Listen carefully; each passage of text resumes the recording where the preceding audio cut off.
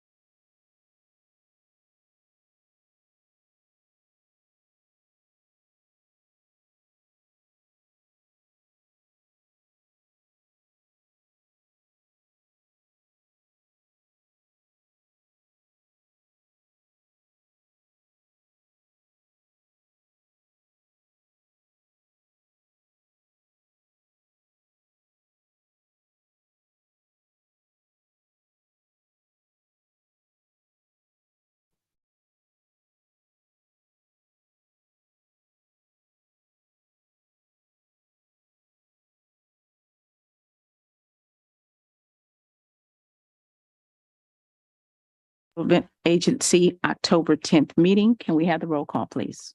Mr. Daniel Morgan. Here. Carla Blockman. Here. Ms. Leah Furt. Here. Caroline Shamshi-Basha. Here. Ms. Donna Kerner and Ms. Ann Fairfax are not. Here, please stand for the Pledge of Allegiance.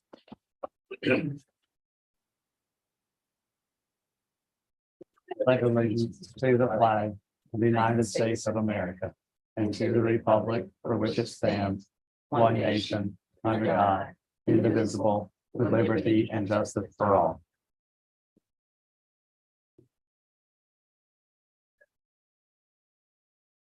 Do we have any additions or deletions or reordering of the agenda? At this time, we will allow for public comment on any non-agenda items.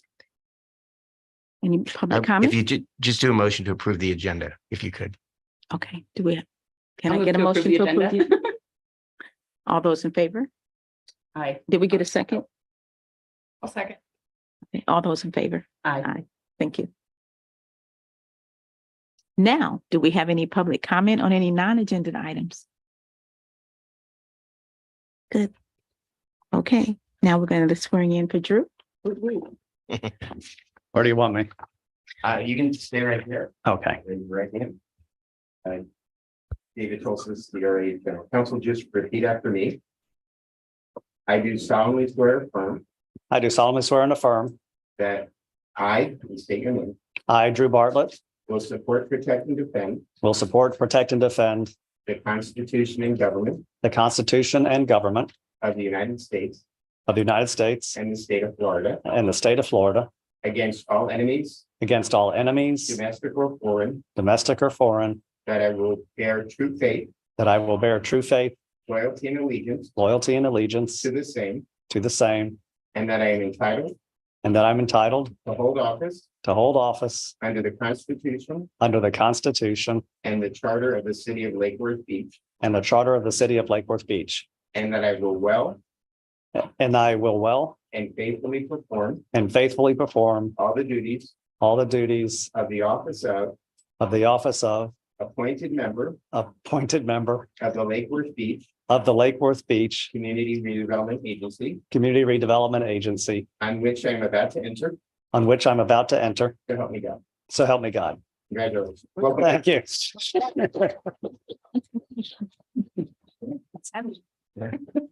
Keep killing this. At this time, I'm looking for a motion to approve our consent agenda. I'll move to approve consent. Second, all those in favor? Aye. Aye. Aye, thank you. Okay, now I'm looking for a motion to approve our August 8th minutes. Anyone have a discussion or question regarding the minutes? I had one question. We had talked about at the meeting that the owner would be the applicant, or is it still going to be the tenant? Please explain that, Chris. It's. Where'd it go? Yeah, can you hear me? Yeah.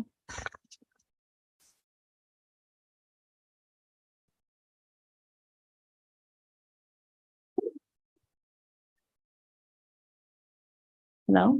There you go. I'm sorry, Chris. Go ahead.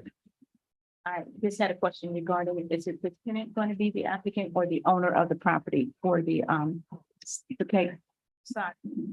For the facade and tenant improvement grant, it's always the owner of the property as the applicant.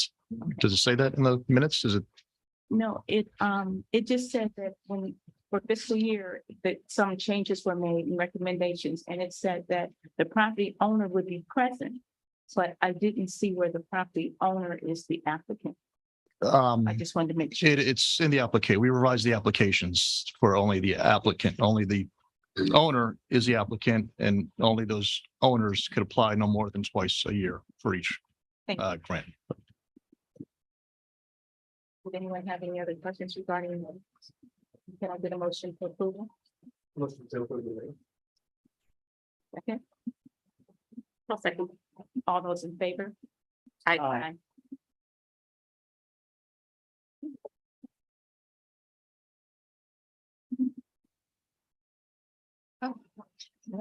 Okay, downtown property review. There is a draft of an RFP that both myself and Chris and some people from the city, including William and the city manager, have taken a look at over the last few months. Just to give you a little bit of background, the CRA, as well as the city, started buying properties in the downtown from about 2018 to 2020. In 2019, we went in front of HRPB and they gave us the go-ahead to start the RFP process. And then we would have to come back and say, what kind of site project we would do. We got waylaid a little bit from a lawsuit. Obviously, there was not a consensus of what was going to take place in the downtown. So then we went and hired Treasure Coast Regional Planning Council. Dana Little is here tonight, and they did a fantastic charrette, a financial analysis, and a parcel plan. All of that should be in your packet as well. We discussed it several times at several city commission meetings, as well as CRA board meetings. In 2022, the city met to discuss the conditions of the buildings. And then finally, in 2023, the city provided consensus to preserve both 24 and 26 South L, as well as 17 South M. And then in a different city meeting, the city asked for us to do a two-part RFP process, which is what is in front of you today. In order to kind of get through all of the ULDRs and the different aspects of the parcel plan, we were gifted enough to have Dover Cole and Joe Cole come and look over the RFP and really go through it on an aspect of, if I was a developer, how would I develop this parcel? So there is a memorandum in your packet that is a kind of how-to. It was written mostly by William with a little bit of input from me. It's about a 3 or 4 page memo, but it does go through all the different kinds of ways you can get a different project done that meets the needs, I think, of the city, and also respects the area that it particularly is in, including the historic district, and also listening to what the community said at the charrette process. I do have Joe Cole here. He's actually on the phone if anybody has any questions. We also have Dana Little here. And William is here as well. So we have everybody who's worked on this thing here for you to answer any questions that you may or may not have. Just to go over the RFP a little bit, we did do a 2-step process. So the first part of the process would be developers giving us all of their qualifications. And then we would look at those particular developers. Hopefully we have enough that we can pick a top 3. And then the top 3, and we're not there yet, but they might get some kind of stipend to submit a full proposal, because doing proposals for RFPs, as we all know, is considerably expensive. So that's kind of the way that it is right now. We also have, we've made some changes to different pages that they're not major, but I just wanted to let you know about it. Under codes and design guidelines, we listed any kind of guideline or regulation that you had to pay attention to in the city. We also added section 23.2, which has to do with public meetings, just to make sure that developers understand that it's incumbent upon them to do at least one public meeting. And then we also made some minor changes to the scoring. I don't know if you want to get too much into that at this point, but on pages 19 and 24, I'd left them open-ended. And then I changed my mind and gave them points. I know people will have their own opinions, obviously, and we're more than open to that. So it's really tonight for you to ask questions. I'm sure you've already went through the RFP. And if you have questions of Dana, William, myself, or Joe, we're all here to answer your questions. Chairman, you said page 19 and 23. 24. Of the file or of the printout. Okay. It has a few sections. It starts over. All right. Right. So they're scoring for the first phase, and then they're scoring for the second phase. Second phase, we could obviously change later if we're looking for something a little different, but just to give you an idea of the things that we would be looking for: responsiveness, experience, Gotcha. I found it. financial capacity, things like that.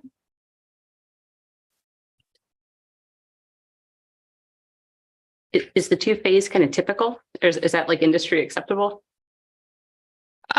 I think a lot of cities do requests for qualifications and then probably do an RFP, and this is just a two-part RFP, so it's just a little different, just to make sure we don't have developers giving us plans that absolutely cannot be done. Sure. And understand really what happened at the charrette, what the community's views are and the commissions as well, and tries to give us a project that fits into those parameters. Okay, thank you. And the developer will be having additional public meetings as well. And then Yes. this will also go before the city commission. And Correct. then we'll have another discussion at that time. And then this will come back to us at a later date. Correct. So in the memo that was written by William through Carmen, it actually includes all the different times in there that we will be talking about this at public meetings, so people have a chance to give us their feedback. Do you know, and I didn't see it, but the time frame as to when we will initiate the RFP and ask the developers to submit their qualifications? Do we have a timeline for that? So my tentative date was November. However, I do not know how many changes this board is going to make, nor do I know, I'm guessing the city commission is going to want to take a look and probably make some changes as well. So as soon as those two things take place, then we can advertise it.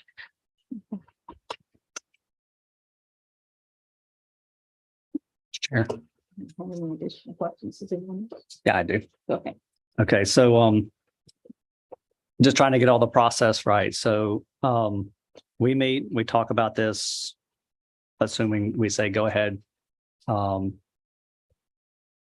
incorporate any changes that may come out of this or not. And then it goes to the commission to Yes. approve the RF request for qualifications, right? Phase one.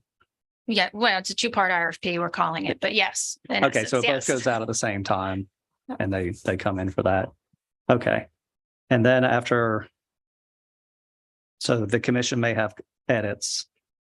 So you'd have to incorporate those and then put it out. I would incorporate those and come back to you and make sure you're all right with all of them. Okay. So it could be January timeframe. to Yeah, finally because go the out. holidays are really tricky with RFPs. Right. Yeah.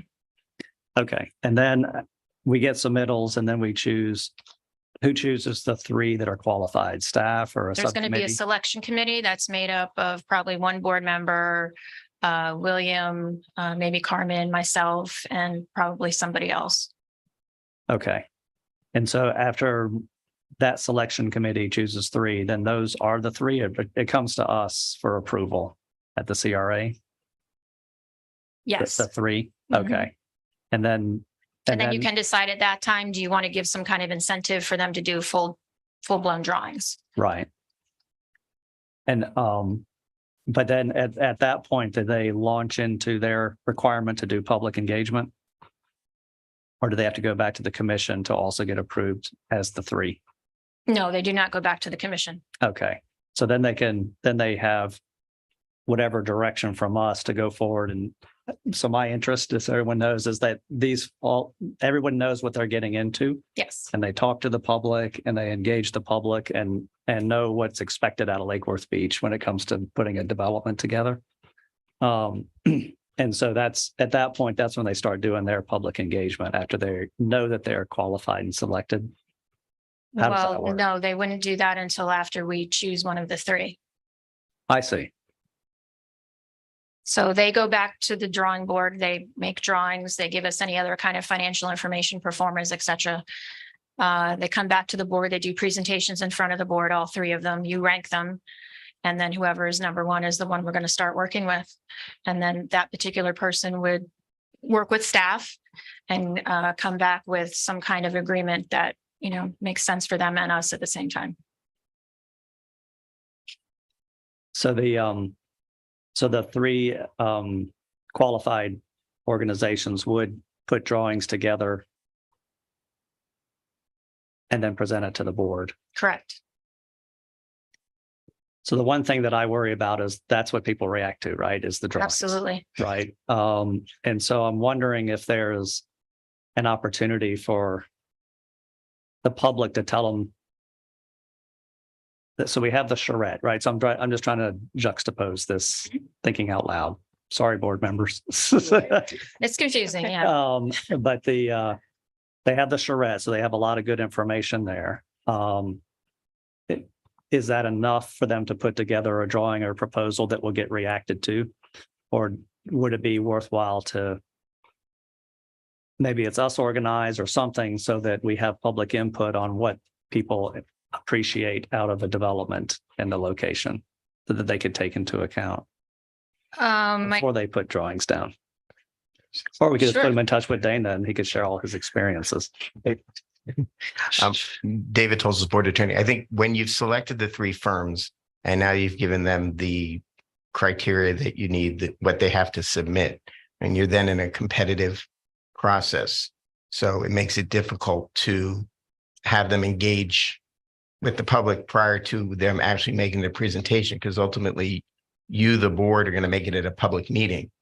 And I think it's at that point in time, the meetings will be noticed, they'll be open to the public. And at that point in time, the public will be able to voice their opinions related to those proposed developments.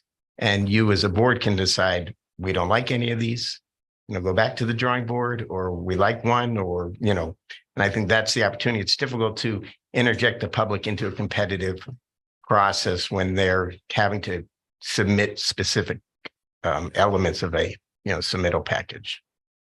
That's just my thinking.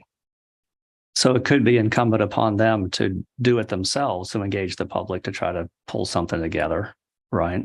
Yeah, I mean, you have the charrette, you have the long history, you have all the information. History, which in I'm here. trying to avoid repeating. Right. So you would hope that based upon all that documentation, diagrams, studies, information, that they would be able to understand what the public is looking for. Now, albeit taste change, public changes, so you never know, but Right. and then they come to you as a board at a public meeting and make their presentations, and the public would have the opportunity at that point in time to provide comment, provide input, and then you as a board would then take all that into account in your deliberations. Does anyone else have any questions? I just want to be very clear that the community knows that the CRA is working in tandem with the city commission, that this is not going to be necessarily just our decision. We not only will hear from the public, I'm sure, individually and in public, but I also want the commission to be in agreement and be on record that they're working with us, that this is not just our decision that we made in a vacuum. Because I want everyone to understand that we've done a lot of work, but it hasn't just been our work, and it's all of our responsibility. So if we have that understanding going forward, I think it would make the process much smoother.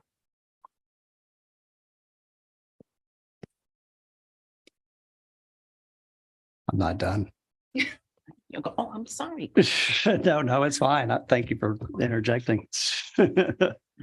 So, I guess, and I understand, David, I appreciate that. So it's really would not be incumbent upon those three qualified organizations to talk with us or anything like that. They need to sort of, if we have this cone of silence, I think is what we call it, or staff or anything, because it's a competitive process.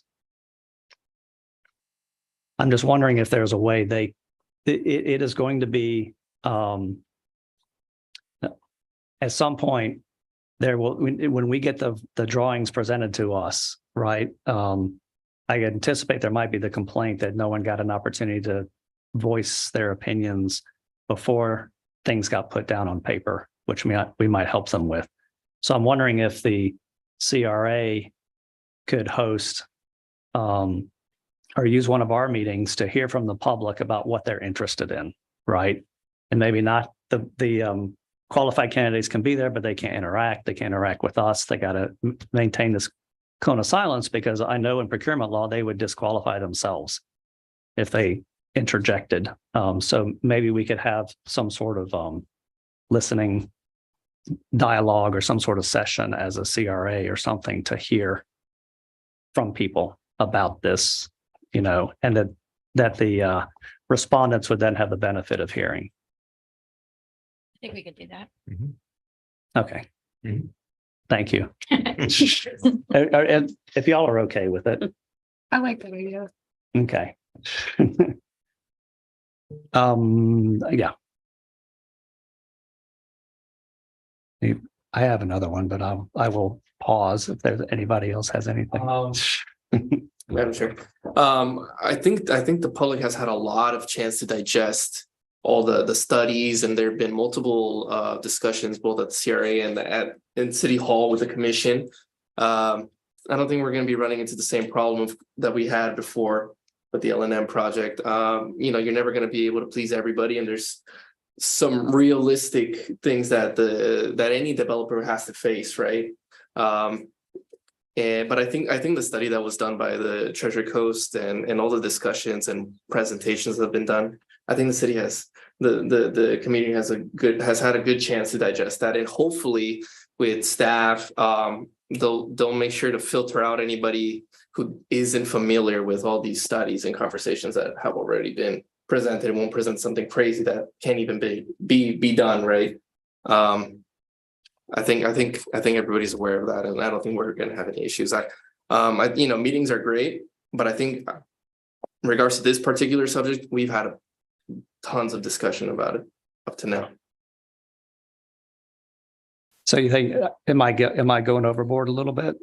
One more wouldn't hurt, but I think, I don't know, with this guy right here, and I remember the last meeting where you presented, it was a lot of people there, and people submitted comments on through the phone and everything like that. So I don't think it's super necessary.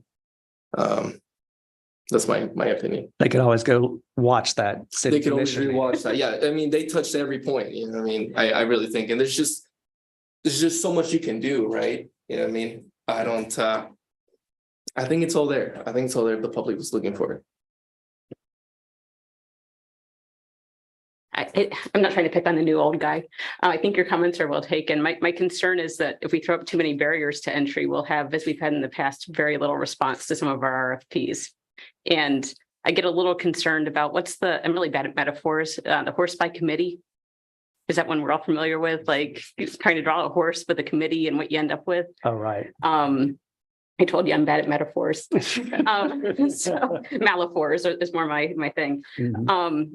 So I like the idea of more of a streamlined process up until we start to actually put kind of pen to paper. And I understand not wanting to waste people's time, but certainly for providing some incentive for those drawings, that's sort of a powerful reason to keep going, right? Yeah. Okay. So thank you. I do want the public to understand that if you call, we will listen. This is not going to be just a CRA decision. You've elected us or we are here because you've asked us to be here. And so if the public has any concerns, if they reach out to us, we certainly will listen. And when we have our meeting, I'm sure that if you come, we will listen. So I think that every opportunity will be given for them to voice their opinions. I just don't, and I agree, I don't want it to get bogged down in the fight over what we should do. I think that we're kind of past the fight. I think we've reached some kind of consensus, which is how the RFP came about. So I think if we can move forward, but just making sure that the public knows that we're working with the commission and we're willing to listen to their views, that we're not making a decision that they would not agree with. Or some people may not agree, but at least some people will agree. All right. Never mind. I didn't mean we couldn't do it. I just meant that I don't want to get bogged down in a fight. And I don't No, want to divide the city further. That's not where we are in this process. Right. We need to move forward and make a project that we can all be proud of, not arguing over who didn't say or who did say what we should do. That's my point only. Okay.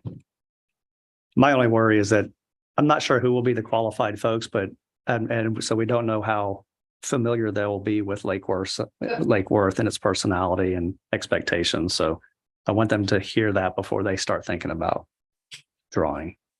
Well, just remember that they're going to have to go through William, who is going to make sure that they understand all the different regulations and guidelines and everything else that we have, and also the different processes that they can potentially take to move forward. So, and our staff obviously also will help educate people on what we're looking for and what we're not looking for. Okay. We'll table that idea. One other thing, Chairman. I don't think that we're not making a motion tonight. We're just No. looking at the information. And if we don't have any additional questions, we can move on. I've got one more thing, Okay. if you don't mind. Nope. For those of you who don't know, this is exactly the project as to why I reapplied. So I have a lot of interest in it because I could walk to this project very easily, as the mayor could. So I know in the solicitation and everything, we have the project, the Treasure Coast drawings and everything that we put in there and we paid for, and it was shredded and had a lot of public engagement. The RFP includes a second set of drawings from, they're very nice. I have no problem with the second set of drawings from Ann Fairfax, our board member. It's very nice. I like it. I'm just wondering why we would put it in there, because it didn't go through that public process that the charrette went through. I don't mind it being in there, but not as like I'm wondering if there's an appendix or something we could put on there that says these are some other drawings that were submitted, during the first RFP Mhm. as examples you can look at. That the public really liked. Yeah, we can do Yeah, that. that the public liked. We can take the photo. I can do that. I can take it out of the RFP itself and just put it as, an exhibit. Information, Mhm. right? And I don't know whether we also know what the public didn't like, right? So I don't know if we want to, that's a little bit more awkward from the first time around. Listed be nice. Well, what David just suggested, which is a fantastic idea, is I know there's a lot of references in here and a lot of links, but we add a few more that take you back to the videos of the meetings. Okay, Okay. That right, right, way they'll know firsthand. right. Okay. I appreciate that. But I'm excited. I am done. Do you have anything else to add before we conclude the discussion? Okay, can we move on to our action agenda? I just want to thank Joe for being on the phone, and also William and Dana for showing up, and the mayor and the city manager. We're all working together on this. Okay, next. The next item is to nominate an elected chair for the CRA. Yes. So according to our bylaws, it's the time for us to elect both a chair and a vice chair. Brendan was our last chair, and Carla Blackson is our current vice chair. So whoever gets nominated and chosen will serve for the next 2 years as either chair or vice chair. Not that we have any favorite people or anything like that, but just to let you know, if you're a chair or a vice chair, you will be working a lot with me and you will have to sign a lot of paperwork. So get ready. So at this time, if you'd like to take nominations. With her permission, I'd like to nominate Commissioner Blackson. But only if you're interested in that service. That's as being the chair. Yeah. I've been working because Brandon hasn't been here. I've been working with them, and I told them, I said, just make sure if you send me an email or you tell me to do something, call me to make sure that I do it timely. So yes, I would accept. It's interesting. I'll second that.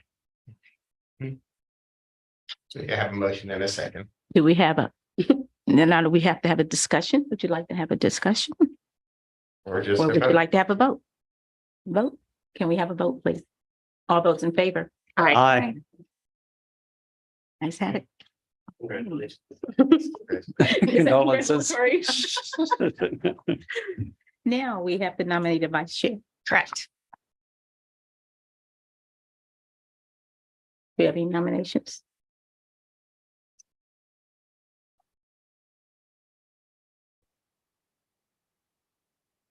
Who's going to be brave? Come on. I'll nominate Leah if you're game. Sure, You've been here a little while. I have. You know what's going on. I have no idea how long it's. I second that. I think that would be great. You're just getting even now. No, I'd be honored. good. Okay, we have a nomination and a second. All those in favor? Aye. Okay. Now, the next thing. I think it's our first time having a woman chair and vice chair. Ah, Nice to be part of history. Nice. Sun Sentinel Marketing. Yes, I'll take that one. Congratulations to the chair and vice chair, and on behalf of myself, welcome back, Drew.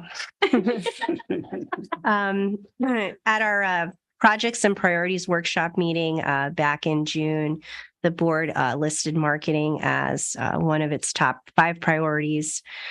So we decided to bring forth something this evening from the Sun Sentinel Media Group. We've been partnering with them for the last few years on some direct email marketing and paid social ads.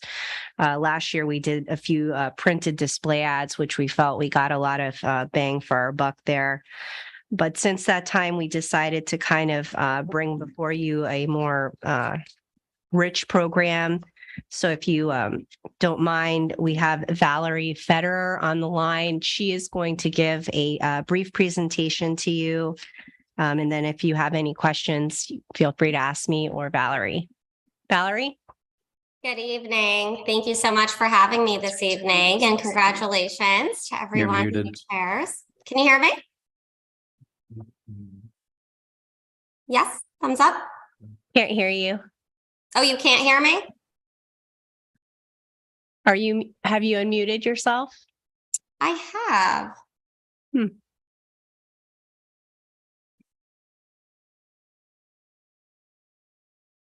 you hear me now?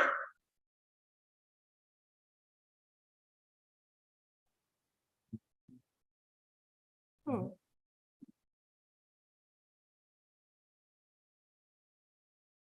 you hear me now? Here we go. Yes. Perfect. All right, wonderful. Well, I'm saying good evening and congratulations to the new chairs. Thank you so much for having me. So thank you, Emily. As Emily mentioned, we have worked together for the last several years on a smaller marketing plan, but this year Emily came to me and asked to put together a more comprehensive plan. The previous programs that we have done have always included a nice combination of our Sun Sentinel print programs, as well as integrating some digital elements, especially in the last year or so. And we've noticed, as Emily mentioned, some nice robust results from the print elements. And then really a nice complement was that social media digital aspect that we added in last year. So I'm going to go ahead and share my screen with everyone. And let me know, can everyone see it? Yes, we can see it. Wonderful. Okay, so I've put together a comprehensive plan that's going to include some digital elements, some targeted print elements, and it's all going to work together to complement the events that you guys have lined up starting in October with the Day of the Dead. So I'll go ahead and run through the different elements, and please feel free to stop me if you have any questions at all. So social media is going to be a large component of the marketing plan. This was actually one of the elements from last year's plan that did and proved the strongest in engagement. What was really nice was we were able to see in real time as the comments and shares and likes were coming in on the social media posts. I know we're all familiar, most of us anyways, with social media, with Facebook. We decided to mostly stick with our plan on the Facebook platform, but a small amount of the budget would also be integrated into the Instagram platform. All of the ads are targeted to a specific audience. So we're targeting by zip code, by area, and by interests as well. And we're always monitoring it in real time on the back end with our team of social media experts in the back at Sun Sentinel, who are optimizing the creative to make sure that the strongest ads are the ones that we're putting the advertising budget towards. The way social media has changed a little bit in the past few years is that they really want you to pay to play, they say. So they want you to pay to boost your social media posts. So in the past, you could put a post on your page and your followers would see it and they could maybe even share it and other new people would see it as well. But the way the algorithms has changed, social media and Facebook especially really wants you to pay to play. And so a boost, which is what we'll be doing on the back end, is what's going to generate the strongest results. And typically our campaigns have between 2 to 4 different ad creatives for each different event. And as I mentioned, we're always optimizing them on the back end.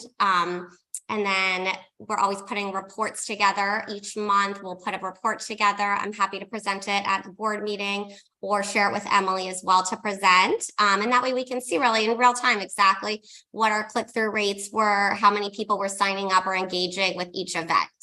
And it really gives you guys some nice analytics there as well to see which events are really, being engaged with the most and with what audience as well. The next component of the plan is a glossy magazine.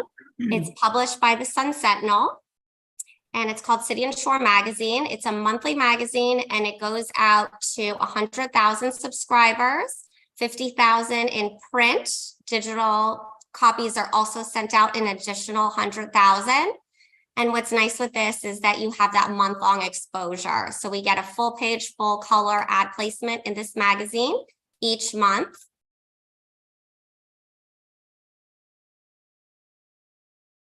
Email marketing. This is something fairly new that we're including in the plan, but we have really seen amazing results with email marketing.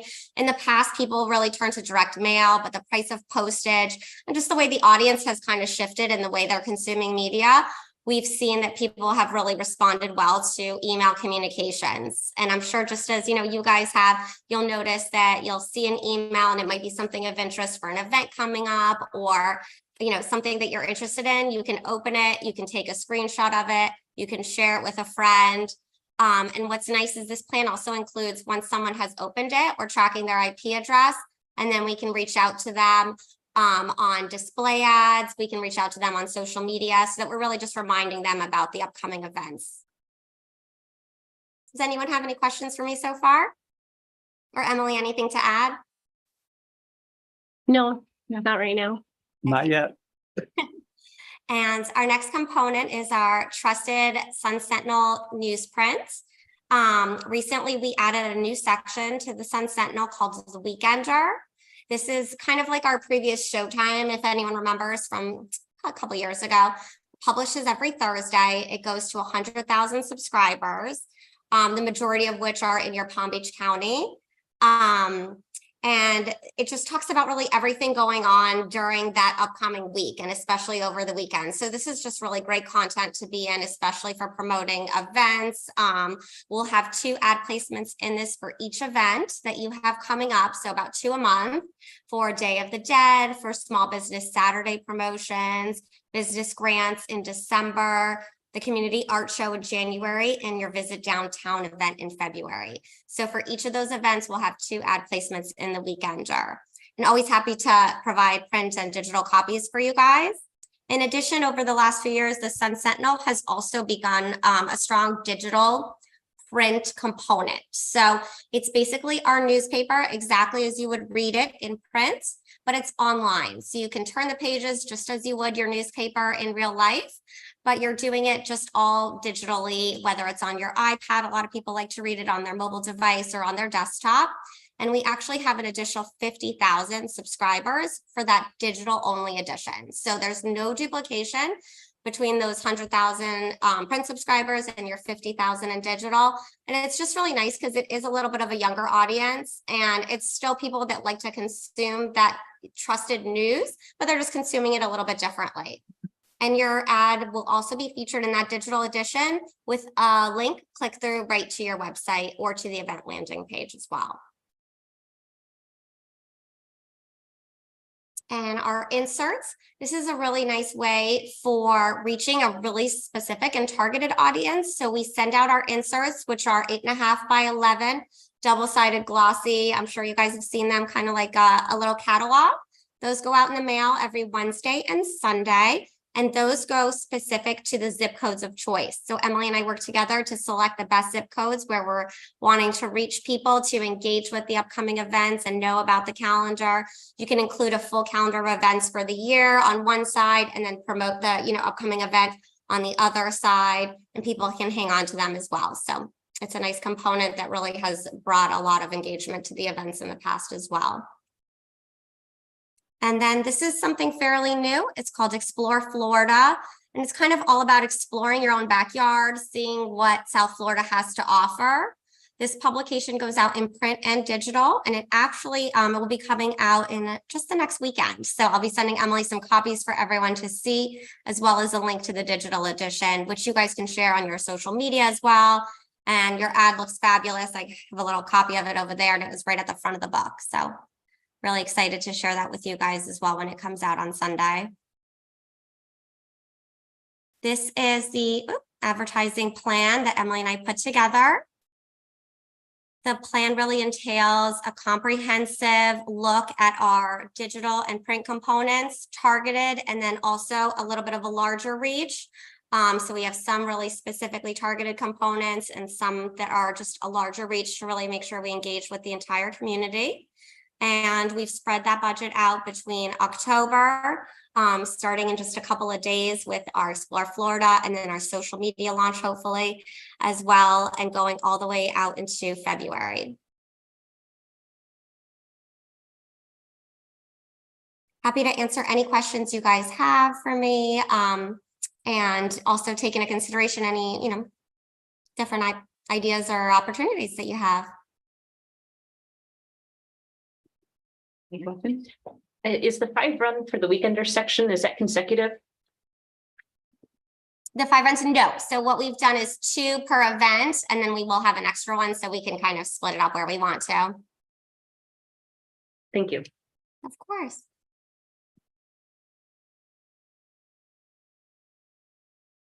Any other questions for Valerie? Any questions for me? No. I want to take a moment to recognize Susan Brown. She's normally not at these meetings, but she actually puts together all of our ads and creatives. So this is Susan. Thank you. They look nice. At this time, I'm looking for a motion. If you don't have any further discussion, as the motion regarding approving $30,000 expense from our promotional budget. Do I have a motion? I'll move to approve that we deduct $30,000 in expense in the fiscal year 24 budget promotional activities line item and authorize staff to sign. Do we have a second? I'll second it. Let's call the vote. All those in favor? Aye. Aye. Passed. Next, we're gonna have Deco Green. Expected in it. Okay, I'll take it. Good evening, Chris DeBrose for the record, Lake Worth CRA or Lake Worth Beach CRA. Before you is a request from OAG 5 LLC, Office America Group, for a second amendment to their property development agreement. OAG is the developer of the Deco Green project that's going up at the 1700 block of North Dixie Highway right now. The CRA board initially approved a property development agreement back in 2020. Since that time, the costs of the project have gone up significantly. This project originally was a $30 million project. Currently, it's sitting at about a $45 million project, according to the developer. Because this was primarily due because of the exit from the pandemic and the rising cost of materials, labors, interest rates, and also the redesign of the project that was requested by the City Commission in 2021. Earlier this month, the developers sent in a property or public infrastructure grant request for $200,000 in additional funding for the project, incentive from the CRA. Initially, the property development agreement in 2020 had a $100,000 incentive built into it, which will be coming to the developer at the conclusion of the project. They have requested an additional $200,000 from our grant line item to help offset rising costs of the project. That's included in the packet. Staff reviewed the application for the public infrastructure grant. We came to the conclusion that it'd be better to just have a second amendment after discussing this with Mr. Tolsis, to have a second amendment to the original property development agreement and to offer an additional $150,000 on top of the $100,000 that's already come to the project. So before you is the request and the recommendation from staff for an additional $150,000 towards the Deco Green project. The developers are here to answer any questions and explain the reason for the request.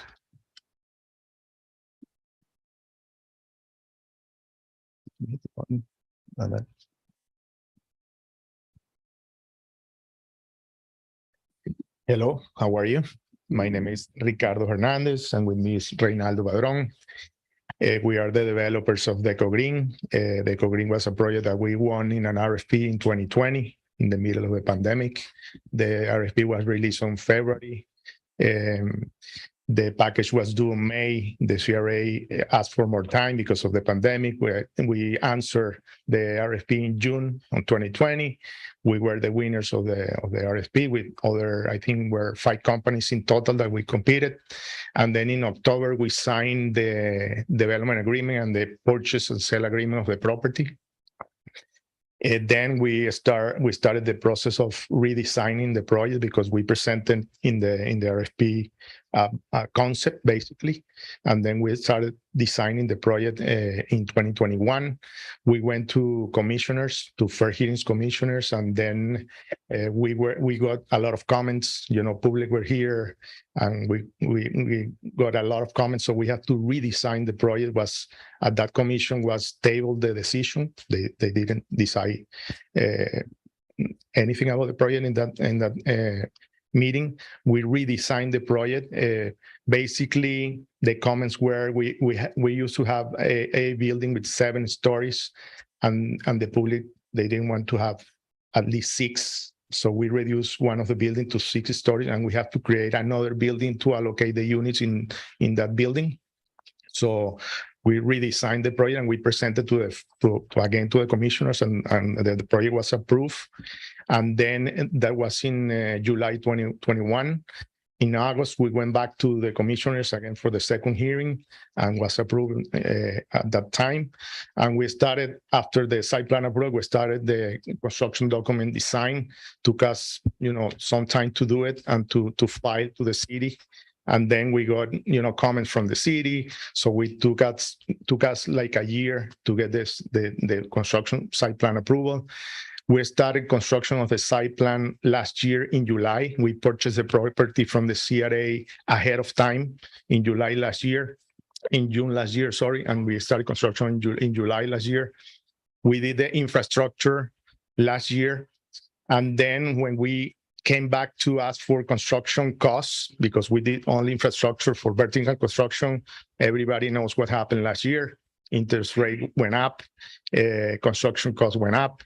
And we got the construction costs in December, January this year, and we have significant increase in construction costs. However, we are here because we started construction in September this last month, and we're going to complete this project in 18 months. So the city of Lakewood is going to have 125 units added to the portfolio of the inventory of units in the city. We're going to have retail space. We're going to have office space. We're going to have a lot of communities areas to share. We have a courtyard. We have a lot of amenities in the sidewalks and with the retail and everything else. So the $100,000 that we got at the beginning was in the RFP, was originally there. We are requesting right now an increase of that $100,000. We're requesting $200,000, but we understand the recommendation of $150,000, and it's fine with us. If you have any questions, just let me know. Tell me your timeframes again for construction. We started September. It's going to be 18 months. So we're going to be ready at the end of the first quarter of 2025. Did you make any changes to the stories of the building? Is it 6 or 7? It's 6 now. We have 4 buildings. One is 6, and we have 3 buildings with 3 stories. The one facing US 1 is 3 stories, and the one in the back is 6 stories. And the one in the front will have the retail space. Retail space, yes. Does anyone have any questions? Any questions? I have a Yes, question, we do. I'm going to ask them much. After we have more questions. I have a question for staff. I'm just curious, your thought process for recommending 150,000. I was just interested to know more about why you made that recommendation. Really, at this point, it's based on budget and the amount of grants that will be coming in, that we're expecting to be coming in, and to be able to fund majority of those that we're planning to fund and still have enough left over to assist with the developers here. So it comes down to budget. We had a $400,000 budget this year for that line item, which is being pulled from. So we're expecting a lot of projects in the fiscal year to started. So expecting a lot of projects to be coming in soon. So we have 400,000 and this project is proposing to take 200,000. So 150, well, if we approve the whole thing, it would be half of our Correct. budget for the entire year. correct. Okay. At this time, do we have a motion for a second amendment for the property development agreement? I'll move approval on the amendment. Second. We have an amendment to motion. I'm sorry, do we have any public comment? No. Question. Is that motion for staff's recommendation or, okay, Yeah, the recommendation of 150 okay. increase. Yep. Sure. We're having discussion now? Yeah. Okay, cool. I think we should stick to 200,000. I think that's, considering all the projects that we want to engage in. I understand that the developer working hard and Lake Worth is not the only development they're working on. But of course, we have to take in consideration the other things that we would like to do, the investment that the community has already done in aggregating the lots and the things that's happened up to now, right? I understand that things are tough, the economy's tough, but I think 200,000 would be fine, or just 100,000 in addition to the 100,000 that we've already committed to. That's where I think we should vote. So I think we should vote no, and then I would be happy to make a motion to approve another 100,000. The motion before us is not to exceed 250,000 and only would be payable at the completion of the project. So it is not that we are agreeing. It's not to exceed. It may not be that amount, but it certainly cannot be over that amount. And it's only at the completion of the project. So we're asking him to move forward with all of his work. And we are not funding probably enough because the cost of materials and everything has really went up. We're only funding what our budget will allow. So I think that we have to think about that. And I understand that it is a large amount of money for us. But these gentlemen have been with us since 2020. Trying to get this project, and for them to come back, given the cost of increase in the cost of materials, I don't think it's a lot of money that they're requesting. That's my opinion. Madam Chair, I just wanted to say that we would be paying it all out no matter what. So because it's a $45 million project. Yeah. And just to make it maybe feel a little better, we already have the $100,000 as a rollover. So it doesn't, if we take it out this year, we're only taking out the extra. We're not taking out all of it. Does that make sense? What, can you explain that again? Yeah. Sorry. So because we already had an agreement to pay out $100,000, Okay, that's budgeted already in a separate line item. So this new line item has the 400 in it, which then we would use for the rest of the projects.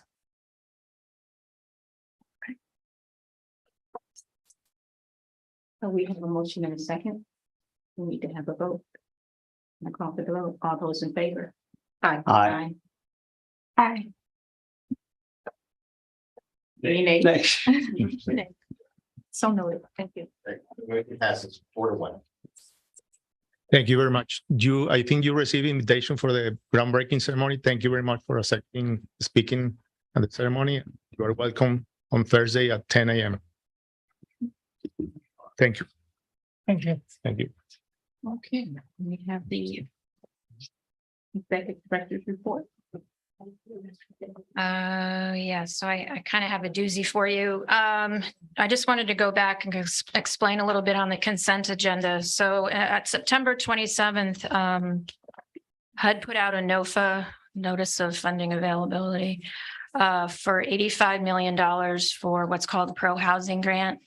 It works very similarly to NSP, where they give local jurisdictions money and help build affordable housing, right? The difference between this and NSP is, well, there's a lot of differences, but one main big difference is that we had to partner with another municipality. So I was at a presentation up in Orlando for affordable housing, and Riviera Beach CRA came up to me and said, I would really like to partner with you guys. So, really, they are very similar to our city as far as demographics are concerned and some of the issues that they face. So we agreed to do an application together. Now, the NOFA came out September 27th, and the grant is due October 30th. It's an 80-page NOFA. So we've been a little busy. We actually, to date, have 30 letters of support. We have just ourselves, we have over $7 million in leverage planned. Riviera Beach is bringing another $6 million in leverage as well. So to facilitate the application, we need to put the application, and it needs to be done tomorrow, online for public comment.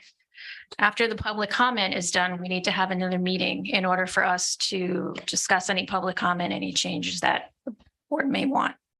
So I'm asking the board to think about scheduling a special meeting on either the 25th or the 26th of this month in order for you guys to approve that application.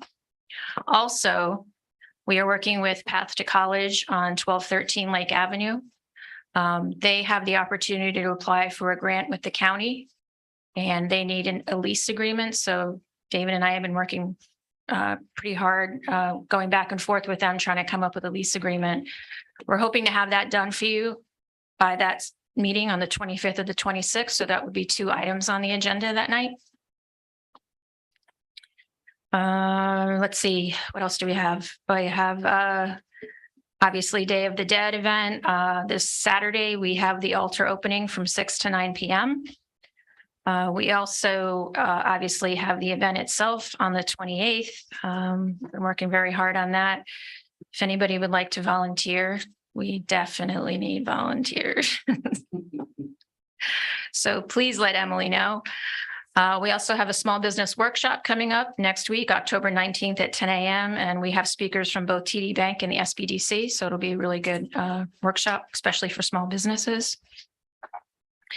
For those of you who might not have noticed, the new banners went up on Dixie Highway. I think they look really great, really colorful, very Lake Worth. And to give you an update on the annual report, we are still waiting for the numbers from the city for the CAFR. We are expected to have numbers that we can use for our annual report this week. So as soon as they come in, we will turn around and produce that and get that to everybody as quickly as possible. It's a little late this year. Obviously, the due date is June 30th, but we can't do anything without the numbers. So if you could all just let me or Emily know the 25th or the 26th, if either of those dates work for you at 6 o'clock, that would be wonderful. Thank you so much. Can we do a quick scheduling on that? I can do the 25th. I can't do the 26th. Same here. I'm I tentative. can do the 25th. I'm good either day, surprisingly. But can we skip November's meeting if we do it? Because I Probably can't make not. that one. Probably not. No. Okay, so I'm looking at the 25th. Are we going to have room at Hatch? Sure. In between the altars. There are no meetings here on Wednesday, please. We have to look, either planning and zoning or historic might be here. We'll let you know when. Thank you. And I won't be able to be here on the 25th. I'll be at the Florida Redevelopment Association conference, but I'll make sure that somebody from my office is here.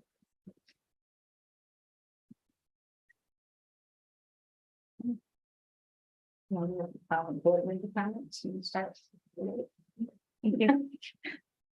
Yeah, with the projects that are going on right now, I've been reflecting when my husband and I bought our house in 2011.